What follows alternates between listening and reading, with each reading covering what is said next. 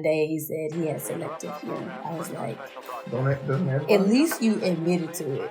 Because most niggas ain't gonna be like, I got selective hearing. I mean, who don't? No, but he was my dentist. Like, he was... He needs to be able to hear, ouch, I'm in pain, I can't see, this gas is a little strong. He needs to be able to hear these things. I don't know if I trust him.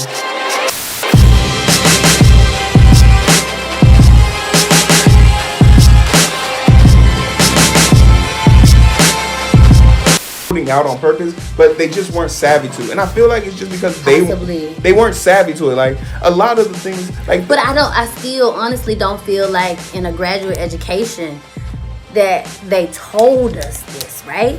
It was more or less that I had to figure out a project, and in figuring out a project, I was like, what can I do when I'm mad, sad, happy? I was like, I love black people just that damn much, right? Yeah. So from that came like this notion of health, health, ancestry, and chronic disease, and wanting to, eradicate that. But off top, I didn't think I wanted to do stem cell research. I didn't think I wanted to, to do so much anthropology or public health work or social, like be so social in my field. I didn't think that. Absolutely. Like, and it didn't occur to me that like the dread of being a medical physician was dreadful to me. So in the mindset of, no, but I am good at surgery. I am good at cutting. I can cut a liver out. I actually love in an hour, and it's But and I was like, okay, so is there a way that I can use STEM or something like that to be strictly? And then somebody was like, no, you just be a PA and just strictly work on transplants. Like the patient comes in sleep, you don't have to go into clinics. You don't have to do this exorbitant amount of work. And that's 3 years? 3 years. You don't have to do like... No clinical, because I'm speaking on myself because I was a forensic tech, so I've done over 200 autopsies already. So I have my credentials already. Isn't it so like calming to do? I tell people this, and they like everybody thinks like, oh man, it's dreadful. And no. I literally will tell nurses in the room. It's the most peace on earth. I tell nurses in the room, hey, I know you don't like it here. Feel free. It's fine. Please. Feel free to. And I have my music going, and it's just cut in, cut 3, extract the bullet, sew close, give out my report, sign documentation. It's the most personal thing you could do. It is. It really, and I call it, you're the storyteller of the undead. Yes. You are the person who is going to tell this person, like you get to see every aspect of this person. You know how nervous they were. You know what they last ate. You know how you can see like you literally see the direction of what killed them based on what hit them. So if their eyes are fixated or their petechiae on a certain area, you'd be like, they didn't even see what killed them. You can tell how long they were in pain. Like you literally have the reins to be able to dictate this person's life to their loved ones. And and people like the only difficult part, if I had to pick one, was probably like talking to the family. But even talking with the family was something I became acclimated to. Like it got to one where like, okay, here's the first viewing. Oh no, this is not him. I said, you're sure? Because his dental records match, the fingerprints match, and why would they often say it's not the person? Because it's doubt. It's the process. I don't want to accept the person. It's the approach of what's it called? The denial. They haven't accepted it yet. And usually, like, whenever you need someone to sign, because we can't complete the autopsy until they sign off. So I usually have to go in to get this sign off, and I'm 100%. I go in, I say, now let me tell you, I hear you. There's a possibility that the DNA and everything that's going to come back isn't going to match, and you're going to be absolutely right. But if you're wrong, he's going to go back into a freezer, and he's going to turn a little bit grayer.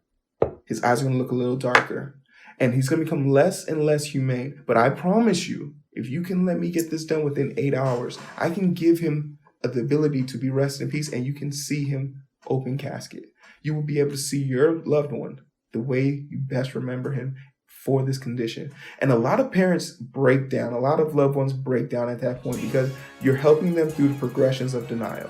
And now they can move on to anger or doubt or like anything other than denial, which is the first one. I just need them to get past that first step. So my thing is always to get them to the next step. Did you watch American Son?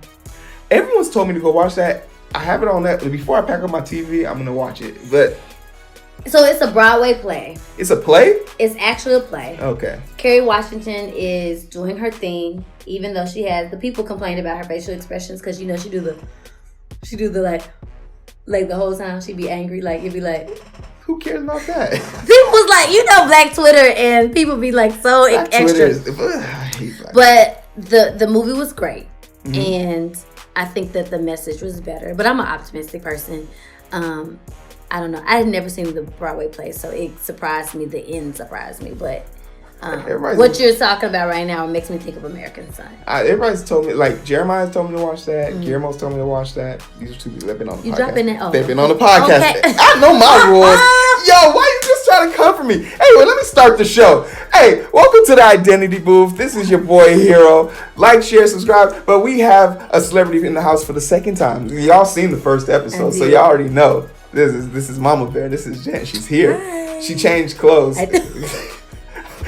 Because she didn't want to be on the podcast wearing the same thing, but not the same thing twice. But it's the same episode because I still got the shirt on. I don't care. She even changed the board and she reminded me to plug in the light. I did. Back that ass up. That's today's topic. She ain't broke the seal, y'all, so she gonna be here for a while. Good luck to me. Coffee in my cup. Coffee in the cup. And this is her episode, so she's going to talk about whatever she wants for however she likes. I always like doing this with my guests because they finally now comfortable with being in front of the camera. I've probably gotten them. So it's about to go down. I've probably gotten them a little intoxicated, so now they're really gonna. This is coffee. I don't drink. You defended yourself. I could have just kept going. You didn't let me. Like, share, subscribe. And I appreciate you guys, being here. Flip the lock. Flip the lock. I don't have enough. And we're going to jump right into it. So what were we talking about? We talked about relationships a little bit. Yeah, that's actually going to be like audio only one. So you guys will probably find that one whenever you We talked about cadavers a little bit. Cadavers. And what are we talking about on this episode, though? What is this episode? This episode is literally called the first episode is called The Catch Up, and then this is literally unless you want to get into something social, political, like a passion. This is your passion project, like something that's on your mind or been heavy on yourself. Because I know we've talked a lot about anxiety and how just how it's developed over time, and the way I relieve my anxieties, the things that I find compassionate, like the stressors and the things that I have, the people that I am able to divulge into. There's a part of me that has the people that sound like sex. Well, that too, but it's all personal, it's all passion, but I'm losing a lot of that as I'm leaving here. So as I'm getting ready to move to this new place, I'm going to be losing. You gotta find a new sex partner. Not necessarily a new sex partner, but a person to bond with on that level, because it's more than sex for me. So you're an emotional and physical type cat. I am a physical type cat, but you're not allowed to leave after sex. I need at least a few hours of just bonding time to sit down, collect. I'm not gonna. Is that talking or just cuddle? Both. I don't even want it just to be straight to sleep. I want to be able to actually. But why you need that? I think it's more of a personal thing. It's there's always a stigma growing up for young boys, especially athletic boys.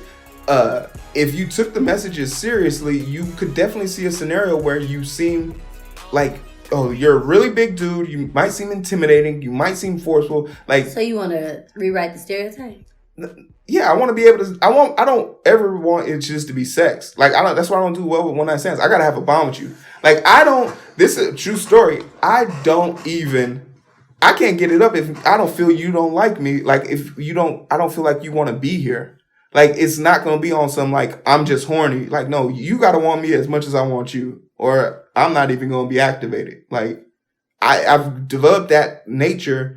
Because it has to be personal. It has to be more to me. So I remember my sophomore year, that's when I figured that shit out. And I was like, damn. Every guy has that moment where they're like, this shit never happens to me. That was my moment. But Dang, so you didn't think she wanted to be there, or? It was a one night stand. It was after a game. We had won. She just came. Were you in our city or a visiting city? I was in a visiting city. Ooh. So she was in the swag. Keep going.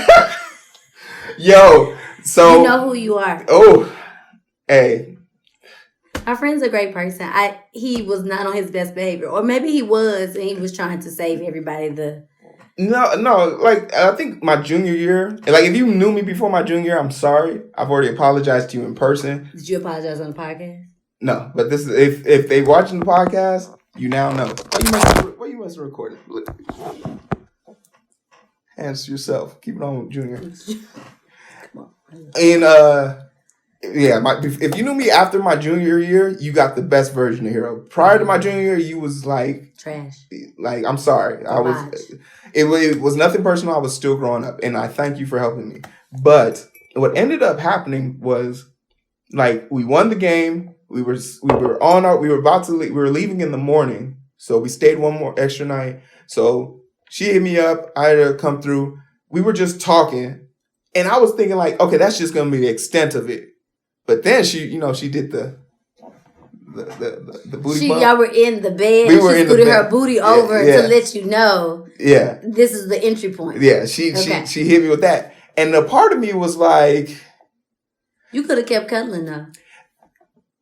You had the option. I did, but I thought like, once again, young hero. I was thinking to myself like, this is the only time you ever did this. If it's now, if I must, and it dawned on me right then and there, like, but I just want to stay here and cuddle with her, and that's all you wanted. That's all I wanted, and I made it through the night. Like I gave it to her, and you gave it to her. I gave it to her, and afterwards, I just didn't feel like myself. I didn't feel boastful. I didn't feel taken advantage of. Yeah, she got dressed. She was getting ready to go. She was like, so she ain't cuddle with you. She didn't cuddle with me. So, and that's when I told her. So wait, you probably felt the way because she didn't cuddle with you. But yeah, no, I'm definitely calling that out, and I'm saying, but on top of that, it was because I didn't feel like I had a connection with her from the beginning.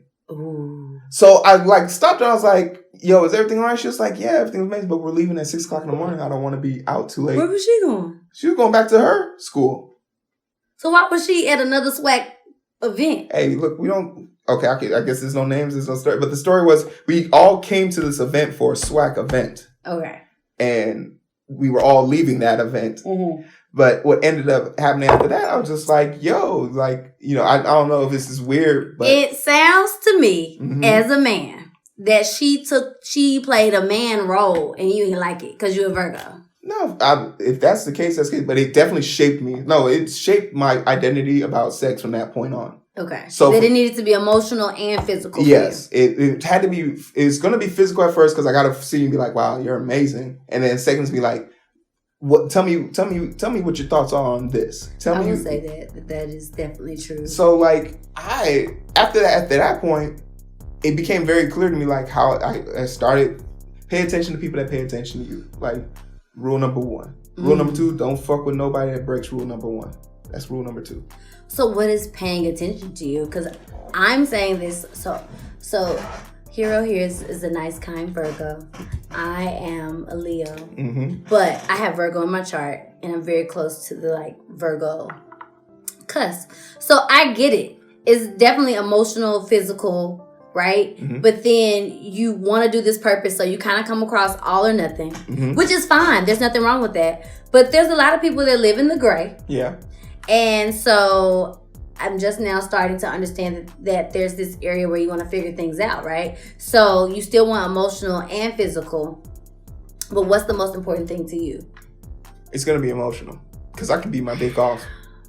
I beat my own dick off. Like, so if a woman cuts you off emotionally and you're together or whatever you're doing, but her emotions are hurt, or she's like not as emotional as she was before, that is like the big dick of emotions for you. Yeah, it is. Wow. A younger version of me would have been like, no sex. All right, get out. Now it's like, because at the end of the day, especially once again, what do you give somebody that wants for nothing? You have to give them something that they know they don't have. Yeah, you have to find that. And something I'm a person who's very isolated. I live in my isolation and I enjoy it. But when I am prepared to open up and I am prepared to devour myself into somebody, it needs you gotta be something I don't have. Exactly. That's true. So if I don't have someone to give my emotions to, what's some sex gonna do for me? Like, but like, emotions are real sensitive. Like, for example, emotions take time to grow and flourish. And I talk to my girlfriends often about emotions, and I'm reserved emotionally in some ways.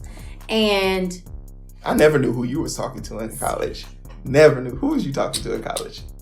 I had a boyfriend for like 3 years in college. But I saw him once. I had a boyfriend most of college. I saw him once, and I was like, Interesting. Good for you. Good for you. Good for you. I had a boyfriend most of college.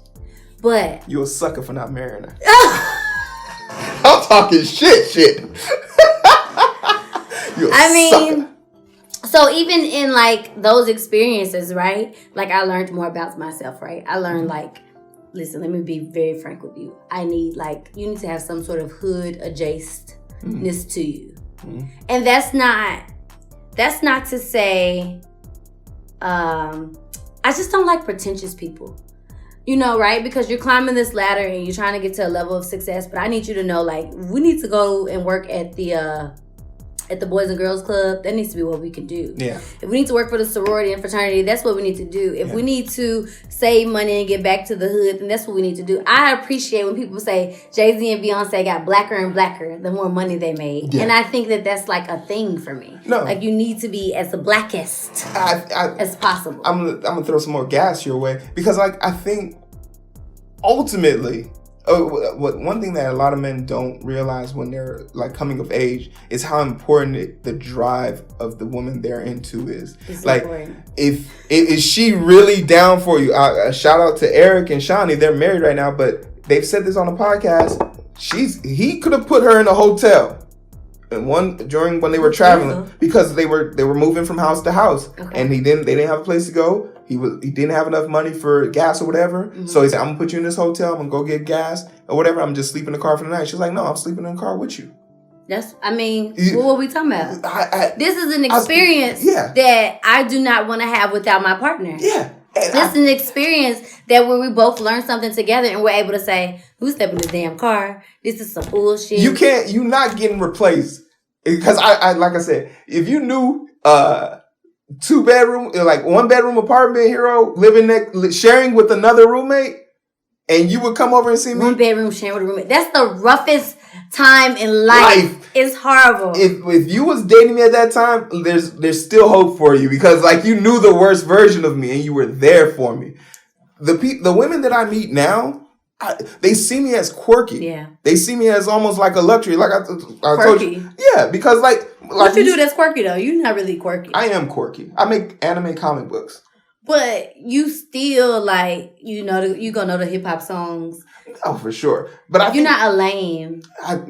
That's to be debated. It really depends. You're not a dweeb. I'm not a dweeb, but I could be considered lame by certain people. Like who though? But meet me outside. Who? Because you have to think about what's lame? Lame is when you don't own who you are. You own. There's some bullshit behind me. I mean, except for this, I like this. But the rest of this shit can go, and that can stay. But the rest of this shit can go, but it doesn't make you lame. I think lame is when you want something and you don't own up to it. So I could have been considered lame at some point because I don't know. On one end, I want a very loyal and committed relationship, right? But then I'm also open to experiencing things that my partner wants. So if my partner wants an open relationship, I can experience that shit. But I might not be like, all right, I might come to you in 2 months, or like not 2 months because that's fast. But like at a certain point, I'll be like, look, I'm way too territorial. The Leo in me cannot handle it. Mm-hmm. I need your ass to be at home. Man. And that's that on that. See? And I need you to adapt to it. I think because I also gave you something that you felt you wanted. And I feel like especially in my relationship, because like that dominant force would be welcomed in my situation because I vibe and feed like you can put me in any setting and I can adapt and come and like based on all my friends in my football life, you could easily say like I've literally sat on the same courtside with Rihanna. Like there are things that I've done that make me feel come on, rude like boy. When you I bumped into her. She said, "Oh, watch me, big boy. Watch me, big boy." She rubbed my belly. It was hilarious. There are things about me that I feel are quirky, but you said it. But that's a science thing to me. Yeah, and I think like you could appreciate it because you've known a JBJ hero. So you could like seeing me now. But the JBJ was the place. It was the fucking spot, man. I didn't realize that shared laundry was a thing until I got to DC. Hey, but the JBJ taught us best. Hey, Gotta protect them draws, man. Protect them draws, man. Cause we wanna know. You a lace or thong woman. We wanna know. Well, box up, breathe. Hey, I was the spandex. You gonna see me in these gray shorts. They don't want you to know. I want you to know what you're walking into. Let me tell you, into. it's gray shorts. It's gray sweatpants season, ladies, and look at it. You know, look. We showing it on purpose. Glance on the right, glance on the left. Be like, I treat looking. That's like a thong for women. You guys deserve it. A gray short sweatpant. You guys deserve it. If you see a man wearing gray shorts in the summertime, he is looking for a date that night. You do it, ladies. He got his life. I be telling girls, I be looking at menus, man. And girls be laughing. Look, you're like, I hate whenever guys just. I'm like, looking. You can't get mad at looking. It's like a fine menu. We know what we can order off that menu, so we just gonna look. We don't got the money for it, but look, enjoy yourself, ladies. It's 2019, the year of our Lord and Savior. Enjoy yourself, ladies. You deserve it. Women are coming up in the world, and I want it. I'm here for it. I think y'all need to run the world. It's over. Too many wars with guys. Tell us more. You know, I say that about women too. Like sometimes it's really hard. Like women, we dig our heels, bruh, and we are stubborn, and so. As much as can be said about men and needing to be more open, I feel the same about women. I'm here for it. Like there's a part of me that I've already come to terms that like I'm probably gonna end up dating somebody that's making more money than me. I've already come to terms because it's like that for the black community. It is, and it's time for us to stop being like it's a thing. Like it's yet to happen to me yet. But like I've definitely ran into women who are I didn't get my first meal wasn't paid for a woman until I left college, and I was a graduate student. And I just remember, oh no, I take that back. Cam actually, Cameron Lee. Mm-hmm. She was the first woman to ever buy me a meal. Come on, Cam was the first woman to ever buy me a meal. But H.E. love Cam, sunshine, and I just remember sitting across from her, and she was like a pre-law. She was a paralegal already. And like I reached out to pay for her, and she was just like, oh no, I asked you out. And I was like, excuse me? It's like, well, I asked you out, so I have to pay for it. Right. And I was like, this is new. Tell me more. I'm interested. She said what she said. Yeah. I was like, okay, so this is happening. So like I'm prepared. Like I'm prepared for that, but not prepared for it in the sense of like I'm just gonna be a fuckboy. But no, it's like. How do you feel about that though? Do you think like? For example, it's a pressure off my back. I don't particularly mind, right? Mm-hmm. But I am at this point to where I feel like it should be appreciated, right? Mm-hmm. So like we going out, you've been paying for stuff. I noticed. Mm-hmm. I want to feel invested as well. I want to show you that I'm invested. I pay for something. How do you feel? It's about how you do it. It's about how you do it. What do you mean? For example, if I offer to take you out somewhere, I'm paying. Don't show up and try and steal my thunder. Like, no, let me pay for this. Okay. Let me pay for this. No. When I say yes, I have already calculated in my mind how much it's going to cost me, how much is going to, what is the deficit of me doing this, and am I ready to take on that responsibility? If I've already confirmed all these things, you come in and steal my thunder doesn't make me feel better. It's about communication. It's not a favor. This is your partner, so you need them to feel as strongly about you as you do with yourself that they do with themselves. They need to be equal amounts of confidence in that situation. It's not a gift to you. If we both need to survive for the night, I need to know you are fed. So this is what this meal is for. And I'm drank. Exactly. So it's a celebration. And I think like removing myself from the situation and just thinking about it and dating, it's a weight off my back. Whenever the girl in my life wants to step up and wear the pants in a relationship, have at it, Hoss. If you're wearing the pants in my relationship for any segment of it, it's because you've already seen how the pants fit on me. I've already led by example. Ooh. So by all means, take the reign. I get insulted at times when I know she's paying and the waiter hands me the check. And I say that's kind of disrespectful and it might affect your tip. It's like, excuse me? She's paying. And the look on their face, because they're expecting you in some ways to pay. Yeah, the capital world in itself hasn't accepted the fact that women run shit these days. Who run the world? So like, I'm okay with it. Once again, I beat my dick with my own hand. Like I don't need anyone to tell me. Is masturbation really good for the soul? It is. If you can't love yourself, how you gonna teach someone else? But how is that like? Some people don't like masturbation. No, they're liars. Some people are liars, is what I hear. No, I'm serious. Do you masturbate? I'm not talking about this on the show.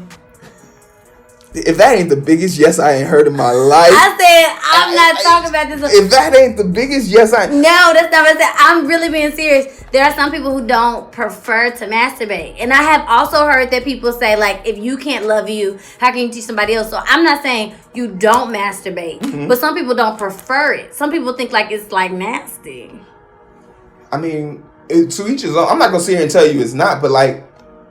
What's stopping you? Like, or what? They may feel like I'm turning myself on by putting a finger up my vagina.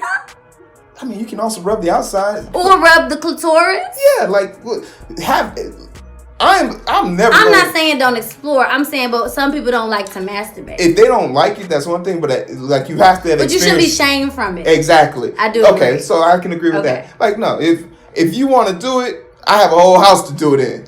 If you don't want to do it, it's still your private business. Let's go to a commercial break. Now, talking about commercial breaks. Yes. So we have 2 products here. This is the Day at the Spa. Can you all see it in the camera? Can you see it? I have my son here. Day at the Spa is by my cousin, K Price Collection. She does home as well as bridal, as well as fashion. Check out her website and her Instagram.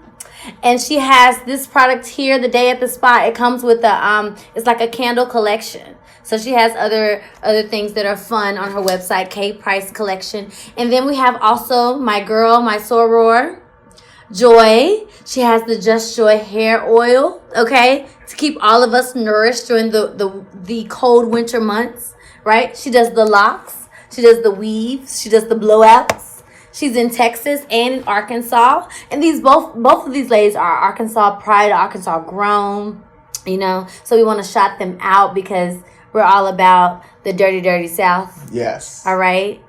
Fuck what you heard. It's a curse word. I got to bleep that. But yes, I wanted to shout them out because those are my peoples. Now we're back. It was my coffee. Yeah. By the way, I don't know how you all like your black, and it's the bomb. And it's like low on the diabetes Richter. What is that? Because you don't have to add sugar or cream. So I get to be vegan-ish. I don't drink coffee, so I don't know. What's wrong with you? I run on my own energy. Wow. That's a lot. This is great black coffee. I work 12, so I get a lot of time to sleep. And when you're doing surgery, like, you don't need coffee for surgery. Like, so if you had to vote, Crown or Hennessy? I don't drink, so I don't know. But you got Crown in your house. I already told you how I got that. I guess it's a lie. But you have never tasted it? I've never tasted alcohol in my life. So I'm gonna leave this for the people that are from the dirty, Crown or Hennessy, because if we can't have both, what are we taking? If I used to be a bartender, so I can't tell you what was always ordered. I used to bartend. Yeah, bartending is so much fun. It is the greatest ever. I will tell you what black people ordered the most, and it was always Hennessy. You know why? Why? Because it's more expensive-ish. Like in the mind or in the price range, it's more expensive. Yeah, so Crown kind of goes with that like Jack Daniels, or that Jameson. Yeah. And so like we'll get a JMO, no prob. Yeah. But if you get Hennessy, especially when you're going to a bar, it looks like you're a little bit classier. I can see that. I can definitely see that. And everybody's probably wondering like, okay, Hero doesn't drink, but why does he have all this alcohol? And it's like, let's talk about it. So who coming over here, Hero? I'm a good host. No, that's not what we're talking about. We're saying who's staying tonight. Who you giving Crown to? To be honest, only 2 people have ever touched that bottle. It's me and Joy. Yeah, you and Joy. And I think I'm gonna keep it like that. I love Joy though. I might actually take this because why are you taking it? Joy want me to have it, and you're moving. No, Joy. Whoever I meet in life, if you can cross paths with Joy, you get to drink from the bottle. This is my relic. But Joy will want me to have it. I'll buy your own. You're not gonna have one. So she want me to have it. No, you take that will be given back to Joy, or it'll be. So she coming to Omaha. She'll come to Omaha, or I'll come to Dallas. Either one. Black people don't come to Omaha for no reason. Shoot, I'm there. I'm a reason. Here we go. So where are we today? What's up? Well, or what do you want to know about that? How the bottle got here? I know how the bottle got here. Okay. That was off camera talk. Okay. All right. So now where we at? Well, we're talking about back that ass up. Okay. So this is all about self-care, sex.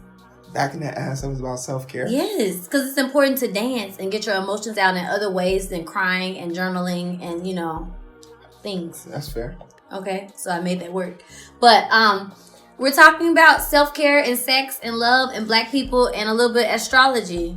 Astrology, because the Virgo thing and everything. Like, you really paying attention to that. Like, you've been... Because I didn't know. I never really asked before your sign. Like, and now that I know, it probably was football season when your birthday would be around. My birthday's always the first fucking day of school. Mm-hmm. So, like, I never paid attention, but now I'm very intentional about looking at people's signs and the What's charts. that one about when people ask you about what time you were born? So, that means that they're interested in your rising. So the way your sign works, and I hate when people say, but I also understand where they're like, well, what's the point of having a sign if you can have other stuff in your chart? Mm. So the way your natal chart works is that they want to know the day you were born, the month you were born, the year you were born, and the time you were born. So like, for example, I'm a Leo with an Aries moon, and the time that I was born says that I'm a Capricorn rising. So the time that you were born has to do with the mask that you wear or how people perceive you. Right? Your moon sign is your emotional center, and your sun sign is how you have creativity or talents. So your sun sign is Virgo. Okay. So that means that like you're analytical, you're loyal, you're fun, you're probably more than likely introverted. Very. Yeah. So what about my moon? I don't know. It's the day you were born. September 5th. Stop touching your recorder. No, it's not gonna go off. I'm gonna do your chart while we're on there, people. And okay, how accurate is your information? I think that it's pretty accurate. I mean, but I also feel like who really takes this stuff seriously, right? Do you take it seriously? I didn't know about it until you told me about it. Oh, so I think that it's like.